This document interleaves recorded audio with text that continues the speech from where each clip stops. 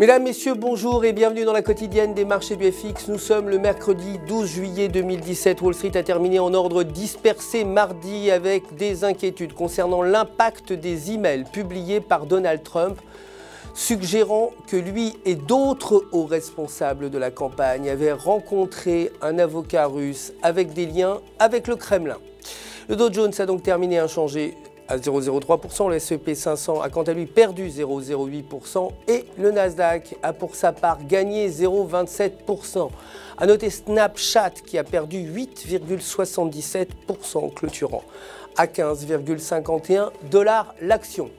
Le dollar américain, justement, a légèrement baissé par rapport aux autres principales devises après qu'un membre de la Réserve fédérale ait suggéré qu'une approche prudente pour d'autres augmentations de taux d'intérêt pourrait être nécessaire pour relancer l'inflation.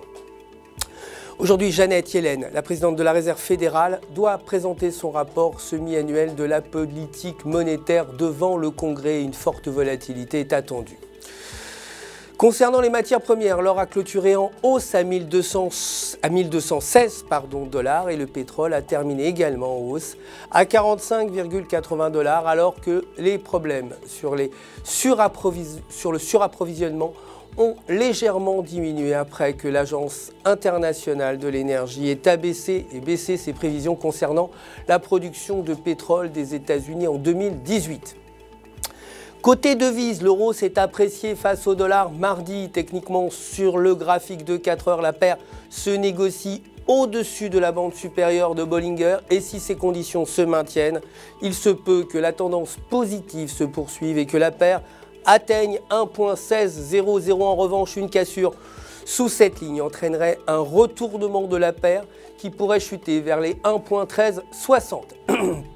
Enfin, la livre sterling s'est dépréciée face au dollar. Techniquement, selon le graphique journalier, la paire se négocie dans un canal haussier. Une sortie du canal par le bas entraînerait une forte baisse vers 1,2700. En revanche, avec un momentum positif supérieur à 0, il se peut que la paire sorte par le haut et atteigne les alentours de 1,3200. C'est la fin du flash. Merci de nous avoir suivis. Je vous retrouve demain matin pour l'actualité des marchés du FX. D'ici là, n'oubliez pas de vous connecter sur www.ufx.com pour retrouver votre gestionnaire de compte personnel qui, vous le savez, répondra à toutes vos questions.